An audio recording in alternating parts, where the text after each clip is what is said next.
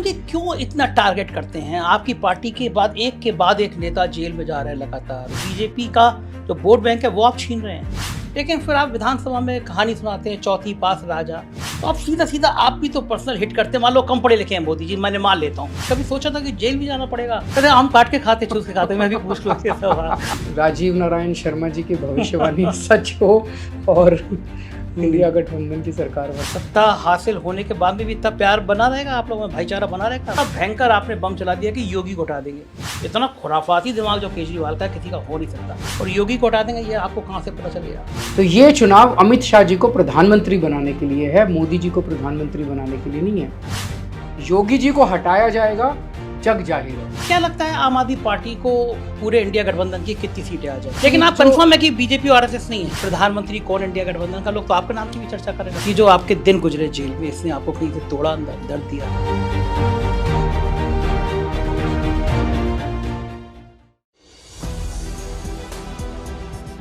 नमस्कार, मैं हूं संजय शर्मा, आप देख रहे हैं 4PM न्यूज नेटवर्क। आज एक सवाल पूछता हूं आपसे, देश में ऐसा कौन सा नेता है जिसने मोदी जी को सबसे ज्यादा दर्द दिया है? सोच के बताइए, जिसके बयानों से मोदी जी के बिल्कुल जिस्म में आग लग गई, गुस्सा आ गया कि यार ये क्या बोल रहा है। सही जगह पहुंचे ना? मैं बात उन्हीं की कर रहा हूं, अरविंद केजरीवाल की। एक एक डायलॉग, एक एक बात सीधी ऐसे जो सीने में जाके गड़े। प्रधानमंत्री को ये कहाँ बर्दाश्त की उनकी पार्टी के अंदर, चाहे राजनाथ सिंह हो, गडकरी हो, योगी हो, वसुंधरा हो, शिवराज, मुंह नहीं खोलते। विपक्ष का कोई नेता भी इतना तीखा नहीं बोलता जितना अरविंद केजरीवाल। मुझे लगता है फिर मोदी जी ने कहा हिसाब किताब बराबर कर ही लिया जाए। इस भारतीय जनता पार्टी की सरकार और मोदी जी ने किसी नेता को इतना परेशान नहीं किया जितना बिल्कुल दाना पानी लेके आम आदमी पार्टी के पीछे पड़ गए। फिर मुझे कभी कभी ख्याल आता था ये पार्टी इतनी मजबूत कैसे हो गई? कोई भी बहुत पुरानी पार्टी तो नहीं, एक मूवमेंट से खड़ी हुई पार्टी, और उसके नेता इतने बहादुर कि लड़े जा रहे हैं। तो मैंने सोचा इन सब बातों का जवाब खुद अरविंद केजरीवाल से पूछा जाए। तो मेरे साथ है अरविंद केजरीवाल जी। बहुत बहुत शुक्रिया आपका 4PM न्यूज़ नेटवर्क में समय देने के लिए। बहुत दिनों से मन था मैं आपसे बात करूं, और लेकिन मौका आज ऐसा आया कि चुनाव बिल्कुल पीक पे है। पहला सवाल ये कि आप जो बोलते थे, जो इतना तीखा तीखा बोलते थे, अब आपको समझ में आ रहा है जब लड़ाई आपके परिवार तक, माता पिता तक आ गई, आज पुलिस उनसे पूछताछ तक करने की बात आ गई, आपको लग रहा है कुछ ज़्यादा तीखा बोला आपने? प्रधानमंत्री के लिए इतना नहीं बोलना चाहिए था। मुझे नहीं लगता कि मैंने कोई गलत बोला है, और मेरी कोई मोदी जी से दुश्मनी थोड़ी है। मोदी जी तो बहुत बड़े नेता हैं, देश के राजा हैं वो तो। मैं तो एक बहुत छोटा सा व्यक्ति हूँ। मात्र 2 राज्यों में हमारी सरकार है, छोटी सी हमारी पार्टी है, तो इतने बड़े आदमी से मेरे को क्या लेना देना। लेकिन मुद्दों की बात की मैंने, हमेशा जब भी बात की मैंने मुद्दों की बात की है, और मुद्दों की बात तो होनी चाहिए। मुद्दों की बात में हो सकता है मेरा बात करने का अंदाज़ अलग है कि मैं एक डायरेक्ट और स्ट्रेट बात करता हूँ। मुद्दों की बात करने की वजह से अगर मुझे प्रताड़ित किया जाएगा और मेरी पार्टी को प्रताड़ित किया जाएगा और झूठे मामले बना बना के हमें जेल में डाला जाएगा, ये तो जनतंत्र के खिलाफ है। हर देश के अंदर हर व्यक्ति को बोलने की आज़ादी है। मैंने कभी गाली गलौज नहीं की किसी के साथ भी। आज जो हुआ वो बहुत पीड़ादायक था कि इन्होंने मेरे माता पिता को भी निशाना बनाया। मेरे माता पिता बहुत बूढ़े हैं, मेरी माताजी बहुत बीमार रहती हैं, उनको कई बीमारियां हैं। आज इन्होंने पुलिस जांच, पुलिस की पूछताछ के लिए इन्होंने पुलिस भेजने का प्लान बनाया था। लास्ट मोमेंट पे पुलिस नहीं आई। तो मैं मोदी जी से ये पूछना चाहता हूँ कि क्या आपको लगता है कि मेरे बूढ़े और बीमार माता पिता किसी को गुनाहगार हैं क्या किसी चीज़ में? आपकी लड़ाई मेरे से है, आपकी राजनीति मेरे से है।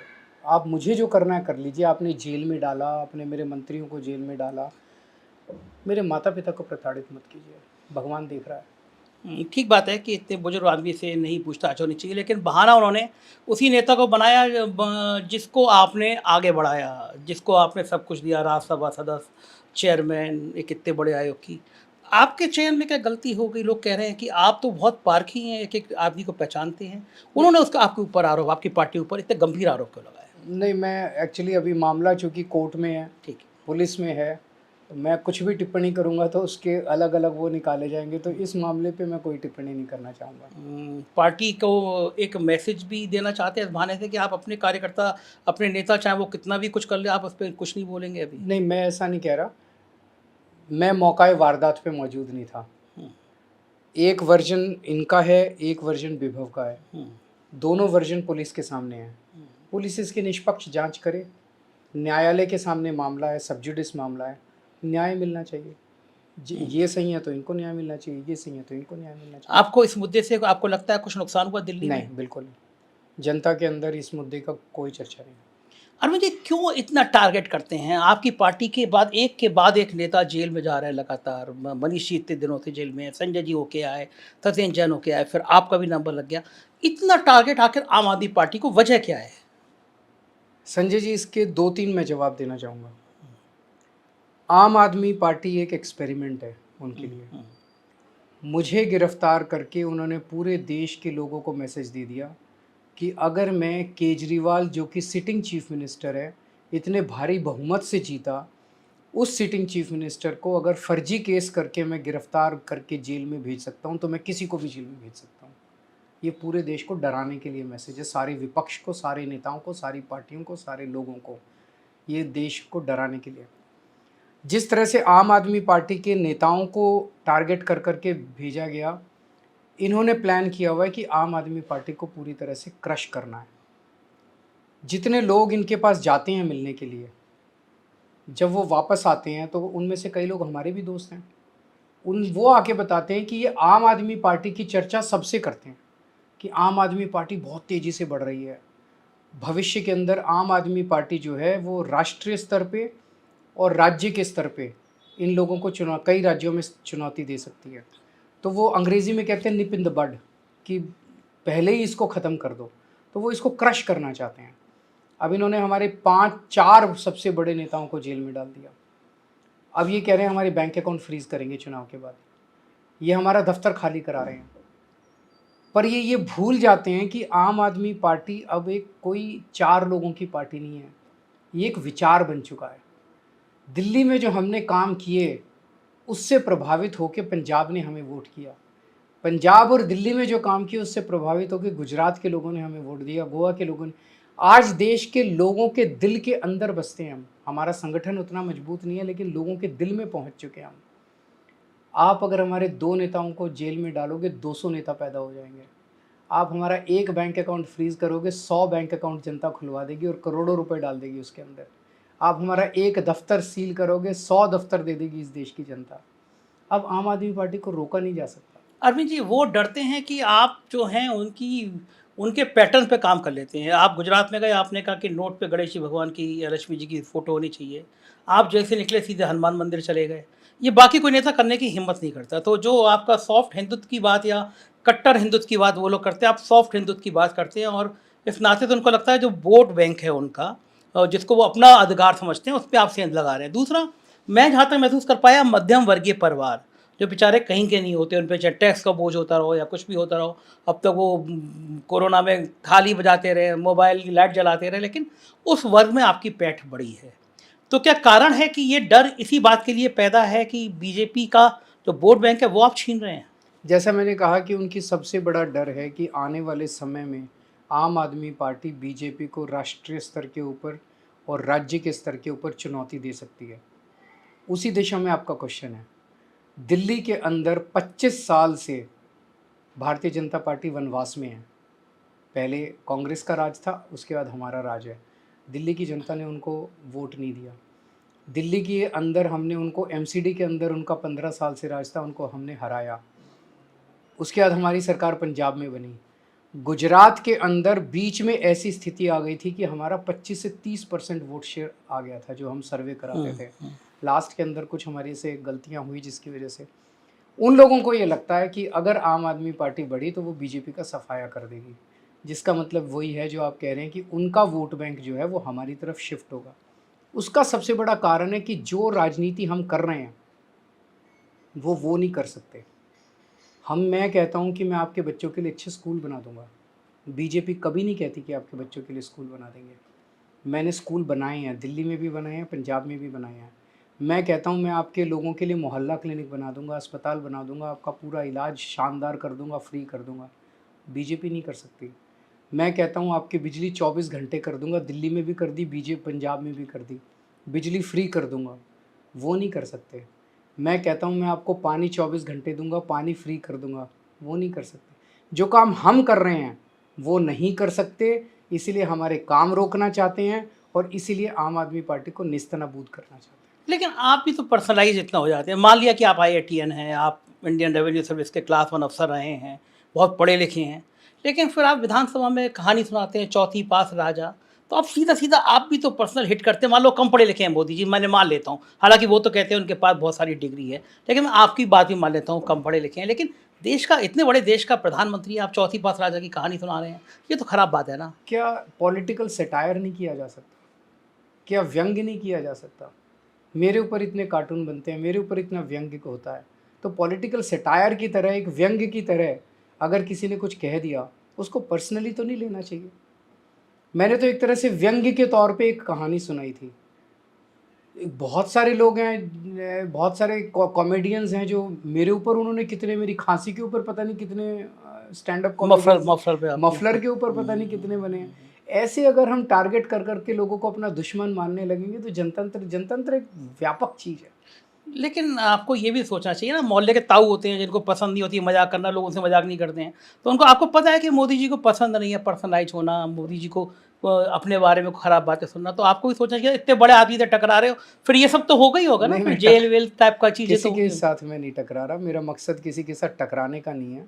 मैं राजनीति में किसी के साथ टकराने के लिए नहीं आया, काम करने के लिए आया हूँ। लेकिन हँसी मज़ाक तो होता ही है। हँसी मज़ाक तो सबको बर्दाश्त, राजनीति में कोई आया है, तो उसके बर्दाश्त की, अन्ना जी जैसे कहते थे, अपमान सहने की शक्ति होनी चाहिए। इसमें तो अपमान भी नहीं है, व्यंग्य है। लेकिन कितने ऐसे मौके आते हैं जब कितनी, मेरे को कितनी गालियाँ दी जाती है, चारों तरफ से गालियाँ पड़ती है, इतनी गालियाँ पड़ती है। मैं अगर ऐसे बुरा मानने लग जाऊँ तो फिर तो 2 दिन मेरे लिए जीना मुश्किल हो जाएगा। आपने खुद अन्ना जी का नाम लिया, मैं पूछने जा रहा था कि आपके अन्ना जी से अब बिल्कुल संवादहीनता है। बीच में से कभी-कभी बात होती थी, लेकिन इन दिनों में काफ़ी दिनों से बात नहीं हुई है। आप कभी सोचा था कि आप कभी जेल जाएँगे? और फिर उस दौर में जब आपने आईआईटी की होगी, जब आप इंडियन रेवेन्यू सर्विस के इतने बड़े अफ़सर बने होंगे, कभी कल्पना करी थी ये राजनीति ऐसी है जो जेल पहुँचा देगी? और जेल पहुँचाना अलग बात है, जब आप, जैसे आपके आरोप थे कि जेल में आपको इंसुलिन तक नहीं मिल रही थी, आपको खाने पे पाबंदी थी। मैंने किसी मुख्यमंत्री के आम खाने और मिठाई खाने पे कभी सवाल करते हुए, और देश की गोदी मीडिया, मैं आपसे शब्द इस्तेमाल कर रहा हूँ, लेकिन उन चैनलों में मैंने घंटों-घंटों बहस आपके इंसुलिन पे, आपके खाने पे होती हुई देखी। कभी सोचा था कि जेल भी जाना पड़ेगा इस राजनीति में? मैंने कभी नहीं सोचा था, और मैंने कभी नहीं सोचा था, जेल तो छोटी बात है, मैंने कभी नहीं सोचा था कि मेरे माँ-बाप को इस तरह से निशाना बना के प्रताड़ित किया जाएगा। तो राजनीति की इन्होंने सारी सीमाएँ लांघ दी है। हमारी भारतीय राजनीति और भारतीय संस्कृति के अंदर लोग राजनीति करते हैं, एक दूसरे के साथ राजनीति करते हैं, लेकिन कभी भी माँ-बाप को और परिवार को इस तरह से नहीं घसीटा गया। ये मुझे लगता है बिल्कुल न्यूनतम स्तर की बात है। आपने जिन चैनलों को इंटरव्यू देते आए हैं, जो आप पे हमला करते रहते हैं, उन चैनलों के एंकर के कुछ सवाल बड़े अच्छे हैं। वैसे ही सवाल मैं आपसे पूछ के देखता हूँ, जैसे आम काट के खाते हैं, चूस के खाते हैं, बटुआ रखते हैं, नहीं रखते हैं। वैसे आम काट के खाते, चूस के खाते हैं, मैं भी पूछ लूँ ये सवाल। तो आपको कैसा लगता है कि आप इस देश का जो मेन स्ट्रीम मीडिया अपने आप को कह रहा है, वो इन सवालों पर उतर रहा है, तो फिर आपको क्या लगता है? 2 तरह के लोग हैं मुझे लगता है मीडिया में। एक है जो दिल से इस किस्म की चापलूसी करता है, और एक है जो बहुत ज़्यादा प्रेशर में है, उसको भी डराया जा रहा है, धमकाया जा रहा है। मैं कई लोगों को ऐसे जानता हूँ, जो लोग अगर हमारी कोई खबर चला दें या हमारे पक्ष में कुछ चला दें तो उनको ईडी की धमकी दी जाती है। तो दोनों तरह के लोग हैं। मुझे पूरी सहानुभूति है सब लोगों के साथ। जि जिस तरह से ये लोग मुझे डरा रहे हैं, मैं तो खड़ा हूँ इनके साथ, मेरे को जेल भेज दें तब भी मैं खड़ा हूँ, लेकिन सब लोग ये नहीं कर सकते। तो मुझे पूरी सहानुभूति है उन लोगों के साथ जो मजबूरी में इस किस्म की पत्रकारिता करते हैं, और उन लोगों पे मुझे दया आती है जो कि जानबूझ के, आज जब देश गटर में जा रहा है, तानाशाही की तरफ जा रहा है। रशिया में क्या हुआ? रशिया में पुतिन साहब ने सारे विपक्ष को जेल में डाल दिया या मरवा दिया, और उसके बाद चुनाव कराए, 87% वोट आ गए। बांग्लादेश में क्या हुआ? शेख हसीना ने सारे विपक्ष को जेल में डाल दिया और बम्पर सीट ले गई।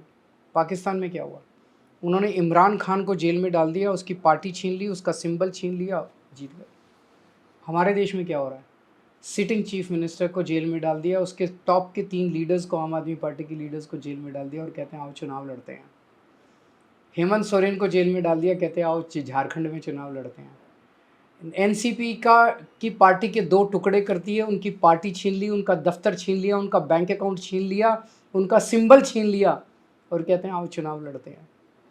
शिवसेना के 2 टुकड़े कर दिए, शिवसेना का सिंबल छीन लिया, उनकी पार्टी छीन ली, उनका दफ्तर छीन लिया, उनका बैंक अकाउंट छीन लिया, कहते हैं आओ चुनाव लड़ते हैं। अगर ये अब जीत गए, एक पार्टी नहीं बचेगी, मेरे से लिखवा लो, इस देश के अंदर, और तानाशाही का आलम वही होगा जो अब रशिया में, बांग्लादेश में और पाकिस्तान में हो रहा है। एक लीडर बचेगा, एक पार्टी बचेगी और फिर चुनाव कराएंगे ये। आपने कहा अगर ये जीत गए तो आपको लगता है जीत जाएंगे? मैं लोग तो कह रहे हैं उम्मीद आपकी बार करता 400 हूं पार। कि राजीव नारायण शर्मा जी की भविष्यवाणी सच हो और इंडिया गठबंधन की सरकार बने। अच्छा, लोग ये कहते हैं कि अरविंद जी बहुत स्मार्ट आदमी है, जैसे कांग्रेस से जिससे इतनी लड़ाइयाँ थी, उससे जब देखा कि साथ में आके सत्ता में सकती है, दोस्ती कर ली। ये आरोप आपको लगता है, बल्कि उन शब्दों में, खराब शब्दों में, कि बहुत ज़्यादा मतलब के Opportunistic, अपॉर्चुनिस्ट हैं आप, अवसरवादी हैं। अवसरवादी हैं। हम सब लोग साथ आए हैं केवल और केवल देश को इस तानाशाही से बचाने के लिए। आपको संजय जी जान के ताज्जुब होगा कि इस जेल से निकलने के बाद जब मैं घूमा हूँ देश में, ये शब्द तानाशाही पहले अक्सर विपक्ष यूज़ करता था, नेता यूज़ करते थे। अब ये शब्द आम जनता यूज़ कर रही है कि देश तानाशाही की तरफ जा रहा है, देश को तानाशाही से बचाना है, देश तानाशाही की तरफ जा रहा है, देश को तानाशाही से बचाना है। तो इस तानाशाही से देश को बचाने के लिए हम सारे इकट्ठे हुए हैं। ऐसा नहीं कि कोई वो सत्ता के लिए, या सबका मकसद एक ही है कि किसी भी तरह से देश को बचाया जाए। सत्ता हासिल होने के बाद में भी इतना प्यार बना रहेगा आप लोगों में, भाईचारा बना रहेगा? सब लोग देश के कहते लिए ही हैं काम करेंगे, देश के लिए ही काम करेंगे। जो हमने अलग अलग, अभी एक कॉमन मिनिमम प्रोग्राम नहीं बन पाया, अलग अलग पार्टियों ने अलग अलग मैनिफेस्टो जारी किए। मैं उम्मीद करता हूँ कि जीतने के बाद सारा मैनिफेस्टोज़ को मर्ज करके एक कॉमन मिनिमम प्रोग्राम बनेगा, उसके ऊपर काम करेंगे। आप कितनी तेजी से, कितनी तीखी वाली राजनीति करते हैं। आपने छोटा सा शगुफा छोड़ दिया, 2 शगुफे छोड़े जिसने बहुत चर्चा का विषय लिया है। प्रधानमंत्री की रिटायरमेंट हो जाएगी उम्र, ऐसा तो कोई संविधान में तो बीजेपी ने लिखा नहीं है कि 75 साल के बाद राजनीति नहीं कर सकते, लेकिन आपने बड़ी सफाई से शगुफा छोड़ दिया, चर्चा हो गई। दूसरा भयंकर आपने बम चला दिया कि योगी को हटा देंगे। ये सारी बातें आपकी दिमाग में आती कहाँ थे? मैं बल्कि शब्द कहूँ, लोग कह रहे हैं कि इतना खुराफाती दिमाग जो केजरीवाल का, किसी का हो नहीं सकता। दोनों बातें इतना असर कर गई कि पहली बात, लोगों ने कन्फ्यूजन में हो गए कि वाकई प्रधानमंत्री रिटायर हो जाएंगे और योगी को हटा देंगे। ये आपको कहाँ से पता चल गया? ये सामान्य बात है कि प्रधानमंत्री जी ने खुद ने 2014 में आने के बाद रूल बनाया था। हो सकता है संविधान में ना हो, लेकिन बड़े जोर शोर के साथ इस रूल को प्रचारित किया गया कि भाई 75 साल का होने के बाद ना तो संगठन में और ना सरकार में किसी को कोई पद दिया जाएगा। उस रूल के तहत सबसे पहले अडवाणी जी को रिटायर किया गया, मुरली मनोहर जी को रिटायर किया गया, फिर सुमित्रा महाजन जी को रिटायर किया गया, यशवंत सिन्हा जी को रिटायर किया गया, कई लोगों की टिकटें काटी गई, कई लोगों को पद से इस्तीफा दिलवाया गया। तो जो रूल प्रधानमंत्री जी ने खुद बनाया था, अब ऐसा तो नहीं हो सकता प्रधानमंत्री जी उस रूल को अपने ऊपर लागू नहीं करेंगे। अगर लागू नहीं करना तो प्रधानमंत्री जी कह दें कि मैं अपने ऊपर लागू नहीं करूँगा, वो अडवाणी जी को का पत्ता साफ करने के लिए मैंने रूल बनाया था। प्रधानमंत्री जी ने तो कहा नहीं, उनके कई सारे चमचों ने कहा कि नहीं नहीं प्रधानमंत्री जी नहीं रिटायर होंगे, नहीं प्रधानमंत्री जी ने नहीं कहा, तो रिटायर होंगे, अगली साल रिटायर होंगे, वो अपना रूल लागू करेंगे और अमित शाह जी आएंगे। तो ये चुनाव अमित शाह जी को प्रधानमंत्री बनाने के लिए है, मोदी जी को प्रधानमंत्री बनाने के लिए नहीं है। योगी जी को हटाया जाएगा, जग जाहिर है। सब लोग दबी जबान में बात कर रहे हैं, मैंने मुखर होकर बोल दिया। और बड़ी इंटरेस्टिंग बात है कि जब से मैंने बोला, एक भी भाजपा के नेता ने आके ये नहीं बोला नहीं हटाया जाएगा। तो इसका मतलब ये तो कंफर्म हो गया कि हटाया आप फिर आग लगा रहे हैं। आपने फिर कह दिया कि बीजेपी के नेता ने योगी के पक्ष में नहीं बोला। एक अब ने आप भी नहीं बोला। अब आपका इंटरव्यू सुनेंगे, योगी जी भड़केंगे कि मेरे पक्ष में बोला नहीं। तो आप ये मैं कुछ भी नहीं, जो सारी जनता बात कर रही है, ये जन जन बात कर रहा है, मैंने उसको बस मुखर तौर पे बोला। योगी और उनके, इनको बीजेपी को इसका जवाब देना पड़ेगा। योगी इतने बड़े हिंदुत्व के चेहरे हैं, उनको क्यों हटाएंगे और क्यों हटाएंगे? बाय द वे, उनको हटाएंगे अमित शाह जी का रास्ता साफ करने के लिए। उन्होंने शिवराज सिंह चौहान को हटा दिया, वसुंधरा राजे को हटा दिया, देवेंद्र फडणवीस को हटा दिया, खट्टर साहब को हटा दिया, डॉक्टर रमन सिंह को हटा दिया। अब योगी जी की बारी है, बस वही बचे हैं, उसके बाद रास्ता साफ है अमित शाह जी के लिए। लेकिन अलग अलग है ना, योगी जी देश के सबसे बड़े राज्य के मुख्यमंत्री हैं, अमित शाह जी इसीलिए तो हटाएंगे, इसीलिए तो हटाएंगे ताकि वो अमित शाह जी के रास्ते में ना आ सकें। और योगी जी मान जाएंगे आपके हिसाब से? देखते हैं क्या होता है। क्या लगता है आम आदमी पार्टी को पूरे इंडिया गठबंधन की कितनी सीटें आ जाएंगी? मेरे को लगता है कि बीजेपी 3 कारणों से, जो मैं पूरे देश में घूम रहा हूँ, बीजेपी को काफ़ी नुकसान होगा। एक, इस वक्त देश के अंदर महंगाई और बेरोज़गारी को लेके बहुत ज़्यादा डिस्ट्रेस है, परेशानी है लोगों को। महंगाई की वजह से लोगों के घर के खर्चे नहीं चल रहे, आमदनी बढ़ने की बजाय कम होती जा रही है, लोगों की नौकरियां जा रही हैं, घर में बच्चे बेरोज़गार बैठे हैं, तो उस वजह से लोग परेशान हैं। और जब लोग प्रधानमंत्री जी का भाषण सुनते हैं, प्रधानमंत्री जी ने एक बार भी ये नहीं कहा कि मैं अगर आ गया तो तुम्हारी महंगाई कम कर दूंगा और ऐसे कम कर दूंगा। प्रधानमंत्री जी ने एक बार भी ये नहीं कहा कि मैं तुम्हारी बेरोजगारी दूर कर दूंगा, तुम्हारे बच्चों को नौकरी दे दूंगा और ऐसे दे दूंगा। प्रधानमंत्री जी क्या कहते हैं, बम्बई में जाके कहते हैं शरद पवार भटकती आत्मा है, शिवसेना उद्धव ठाकरे साहब अपने पिताजी की नकली संतान है। कल उन्होंने बोला कि ये इंडिया गठबंधन वाले आ गए तो तुम्हारे घर की टूटी छीन के ले जाएंगे। हाँ, ये तो गजब बयान था, ये तो गजब बयान था। और मैं ये इंडिया गठबंधन वाले आ गए तो तुम्हारे बैंक अकाउंट से पैसे निकलवा लेंगे, हाँ, तुम्हारे मंगलसूत्र ले लेंगे, हाँ। तुम्हारी भैंस खोल के ले जाएंगे। तो लोग कह रहे हैं यार, मतलब इस चीज़ पे वोट दें इनको, इस गालियों के ऊपर वोट दें इनको। हम्म, तो लोगों को वहाँ से कोई उम्मीद नज़र नहीं आ रही, पहली बात ये। दूसरी बात, इस बार बीजेपी जो है वो एक टीम की तरह काम नहीं कर रही है। अभी 3-4 दिन पहले नड्डा साहब का स्टेटमेंट आया संघ को लेकर, आरएसएस को कि लेकर। आरएसएस की हमें ज़रूरत नहीं है। हम्म। इसका मतलब दोनों में कुछ ज़्यादा खिटपिट हो गई है।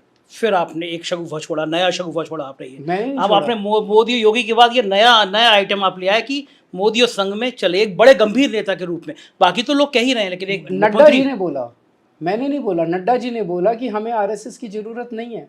और ज़मीन पे जब हम देखते हैं तो आरएसएस के कार्यकर्ता घर बैठे हैं, प्रचार नहीं कर रहे इस टाइम। आप कंफर्म है इस बात को लेकर? तो इसका मतलब दोनों में खूब ज़्यादा खिटपिट हो गई है। और क्यों हुई होगी? मुझे नहीं पता, नड्डा साहब बताएंगे। नड्डा साहब ने बोला। आपकी भी बहुत इंटेलिजेंट हैं, आप भी, आपकी पार्टी का तंत्र है, नड्डा आपको। साहब इसके बारे में बताएंगे। दूसरी चीज, लेकिन आप कंफर्म है कि बीजेपी और आरएसएस नहीं है? जाहिर तौर पे केवल नड्डा के बयान पे? नड्डा। दूसरी चीज जो निकल के आ रही है कि इनके अंदर अगली सक्सेशन वॉर चल रहा है। प्रधानमंत्री जी अमित शाह जी को अपना सक्सेसर बनाना चाह रहे हैं, पूरी बीजेपी इसके खिलाफ है। 30 और एक एक करके सबको साइड किया जा रहा है, जैसे वसुंधरा राजे जी को कर दिया, शिवराज सिंह चौहान। इससे बीजेपी के अंदर लोग जो हैं वो बहुत नाराज़ हैं इन दोनों से, अमित शाह जी से भी और मोदी जी से भी। तो ये सब कारण हैं जिसकी वजह से मुझे लगता है कि इनको डेंट होगा। ये एक टीम की तरह काम नहीं कर रहे हैं। आप हमेशा लिख के दे दिया करते थे कि इस बार लिख के अरविंद केजरीवाल की गारंटी है इतनी सीटें आएंगी, क्या लग रहा है? मेरे को लगता है कि बीजेपी की 220 से कम होनी चाहिए, ऐसा मेरा अपना अनुमान है। कम हुई तो कहाँ तक जाएगी? अभी तो मैं नहीं कह सकता, लेकिन 220 से कम होनी चाहिए। और इंडिया गठबंधन धीरे धीरे धीरे धीरे अपने दम पे 300 की तरफ बढ़ रहा है। 300 तक आ जाएगी। आपसे आप बताएंगे नहीं, मुझे पता है, लेकिन तब भी पूछना मेरा फर्ज है कि प्रधानमंत्री कौन इंडिया गठबंधन का? लोग तो आपके नाम की भी चर्चा करने लगते हैं। मैं रेस में नहीं हूँ, हमारी छोटी सी पार्टी है, हम टोटल 22 सीटों पे लड़ रहे हैं। हमारी सरकार, हम अंदर से जाएंगे कि बाहर से सपोर्ट करेंगे वो इसके बाद। अभी एक ही मुद्दा है कि 4 जून को देश बचाने के लिए हम सब मिलके काम कर रहे हैं। हम मिलके बैठ के तय कर लेंगे कि अभी आपने ममता जी की तरह कोई अनाउंस करने मूड में नहीं है कि हम अंदर से रहेंगे, सरकार में बाहर से रहेंगे? वो अभी उस बारे में सोचने का भी टाइम नहीं है। अगर मैं पूछूंगा दिल्ली में कितनी सीटें जीत रहे हैं, आप कहेंगे 7 सीट जीत रहे हैं, तो मैं ये पूछ लूंगा उससे बेहतर कि दिल्ली में सबसे ज़्यादा वोटों से कौन सी सीट जीतेंगे आप? दिल्ली में अगर आप मेरे से 2 महीने पहले पूछते, मैं आपको कहता कि 2-3 सीट शायद जीत जाएं। जब से इन्होंने गिरफ्तार किया है, दिल्ली की जनता में इतना ज़्यादा गुस्सा है उसको लेके, इतना ज़्यादा गुस्सा है, उसने पूरी बाजी पलट दी है दिल्ली के अंदर। अब हम 7 सीट जीत रहे हैं। केजरीवाल जी, जेल में जाना बहुत तकलीफ से होता है, और ख़ास तौर से आप जिस तरह से, एक शुगर की बीमारी है, आपको तकलीफ से तो और ज़्यादा बढ़ जाता है। लेकिन इसके अलावा जो चीफ मिनिस्टर होता है, दिन भर लोगों से घिरा रहता है, दिन भर बात करता रहता है, वो बहुत एकाकी सा हो जाता है जेल में जाके। ये जो आपके दिन गुजरे जेल में, इसने आपको कहीं से तोड़ा, अंदर दर्द दिया? इनकी पूरी कोशिश थी तोड़ने की। इन्होंने कई तरीके अपनाए, मुझे बेइज्जत करने के, इंसल्ट करने के, ह्यूमिलिएट करने के लिए, मुझे तोड़ने के लिए। मुझे एक आइसोलेटेड सेल में रखा गया जिसमें मैं 24 घंटे किसी से बात नहीं कर सकता था। वो पूरी बैरक खाली करा दी गई, बस मैं ऊपर नीचे वॉक कर सकता था लेकिन किसी से बात नहीं 24 घंटे तक बिल्कुल अकेले थे आप। बिल्कुल अकेले। मेरे सेल में 2 कैमरे लगा दिए गए सीसीटीवी, और उसकी फीड जो है वो 13 ऑफिसर्स के पास जाती थी, और बताते हैं पीएमओ में भी जाती थी, जिसमें वो 13 ऑफिसर्स बैठ के 24 घंटे कॉन्स्टेंटली मुझे मॉनिटर करते थे। मैं उठता हूँ, बैठता हूँ, खाता हूँ, पीता हूँ, बाथरूम जाता हूँ, क्या करता हूँ। आप ये सोच के देखो, अगर 24 घंटे कोई आपको मॉनिटर कर रहा है, आपके लिए ज़िंदगी जीना मुश्किल हो जाता है। ये पॉसिबल नहीं है कहीं, बिकॉज आदमी जब अपने कमरे में आता है रात को, जो तो आदमी अपना रिलैक्स करना चाहता है, चिल करना चाहता है, सोने का मन है सो जाता है, उठने का मन उठ जाता है, बैठने का। आपको 24 घंटे गुड बॉय की तरह एक्ट करना है, क्योंकि 13 लोग आपको देख रहे हैं, और वहाँ से फिर लीक किया जाता है, आज केजरीवाल ने ये किया आज। तो आपको 24 घंटे गुड बॉय है, लगातार आपको वो मॉनिटर किया जाता है। जेल मैनुअल में लिखा हुआ है कि अगर जेल सुपरिटेंडेंट चाहे तो आपकी पर्सनल ऐसे फेस टू फेस मुलाकात करवा सकता है विजिटर्स के साथ। अभी तक जितने पॉलिटिकल प्रिजनर्स आए तिहाड़ में, सबकी फेस टू फेस मुलाकातें होती थी, लेकिन जब भगवंत मान मेरे से मिलने के लिए आई, तो वो जाली के उस तरफ वो और जाली के इस तरफ मैं। मेरी वाइफ आती थी जाली के उस तरफ वो और जाली, ये तो मेरे को ह्यूमिलिएट और इंसल्ट करने के लिए ही था। 15 दिन तक इन्होंने मेरी दवाइयाँ बंद कर दी, मेरे को इंसुलिन नहीं लेने दिया, मेरी शुगर 300 350 क्रॉस कर गई। तो इन्होंने पूरी कोशिश की मुझे उस समय बहुत ज़्यादा अजीब सा लगता है ना, शुगर बढ़ जाती है तो शुगर पेशेंट। मैंने मेडिटेशन बहुत की जेल के अंदर है। जेल के अंदर, 2 बार गीता पढ़ी पूरी, और गीता भी जो मोटी वाली, जो पूरी एक्सप्लेनेशन के साथ, 2 बार पूरी गीता पढ़ी। उस वजह से मुझे काफ़ी शांति महसूस हुई, और इनके सारे जो हथकंडे थे वो सफल नहीं हुए। दोबारा डर लग रहा है आपको? क्योंकि नहीं, मुझे कोई डर नहीं है। मेरे को इंस्पिरेशन मिलता था, मैंने आज़ादी के आंदोलन पढ़ा है, मैंने कई किताबें पूरी कर दी 1 महीने के अंदर, कई किताबें पढ़ी मैंने। मैं ये सोचता था, मुझे तो पता है 4 महीने, 6 महीने, साल भर के बाद मैं बाहर चला जाऊंगा, कितने दिन रख लेंगे मेरे को अंदर। भगत सिंह के सामने क्या था? जवाहरलाल नेहरू ने 10-12 साल वो जेल में रहे, गांधी जी कितने साल जेल में रहे, चंद्रशेखर आज़ाद, वो उनके सामने क्या था? जो आज लड़ाई में वो लड़े थे देश को आज़ाद कराने के लिए, मैं लड़ रहा हूँ देश को बचाने के लिए।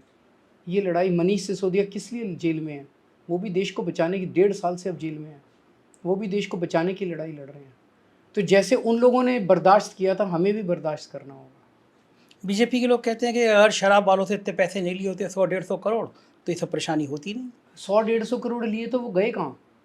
इन्होंने 500 रेड मार ली, ना इनको चवन्नी कहीं नहीं मिली, ना बैंक लॉकर देख लिए सारे, बैंक अकाउंट देख लिए सारे। भाई वो पैसे से हमने कुछ खरीदा होगा, कुछ कहीं खर्च किए होंगे, या कहीं कैश पड़ा होगा, कहीं एक पैसे का सबूत नहीं है, पूरा हवा में गायब हो गए सारे पैसे हैं। तो पूरा केस फर्जी है। क्या लगता है आपको कि 1 तारीख को आपको अगर दोबारा जेल जाना पड़ा और 4 को नतीजे आएंगे, नतीजे इंडिया गठबंधन के पक्ष में आए, तो 5 तारीख को ईडी क्या शपथ पत्र देगी सुप्रीम कोर्ट में? आता ही ये ख्याल कि ईडी का फिर अगला शपथ पत्र क्या होगा? हाँ, देखते हैं क्या होता है। बहुत बहुत शुक्रिया अरविंद जी समय देने के लिए। तो ये थे अरविंद केजरीवाल जी, बहुत बेबाकी से हर सवाल का जवाब दे रहे थे, एक हंसता हुआ मुख्यमंत्री, और निश्चित रूप से एक बेहद होनहार और पढ़ा लिखा मुख्यमंत्री, जिसने आईआईटी क्वालिफाई किया और जिसने इंडियन रेवेन्यू सर्विस की इतनी शानदार नौकरी छोड़ी, और एक आंदोलन से, गर्व से पैदा हुआ व्यक्ति एक देश की राजधानी का, दिल्ली का मुख्यमंत्री बनता है, लेकिन फिर जेल यात्रा भी करता है। राजनीति में बहुत कठिन है, डगर है, पनघट की कटली ली वाली पनघट की डगर है। देखते हैं अरविंद केजरीवाल और उनकी पार्टी कहाँ तक और कितनी जीत हासिल कर सकती है। आप बताइएगा ये इंटरव्यू आपको कैसे लगा। शुक्रिया, थैंक यू।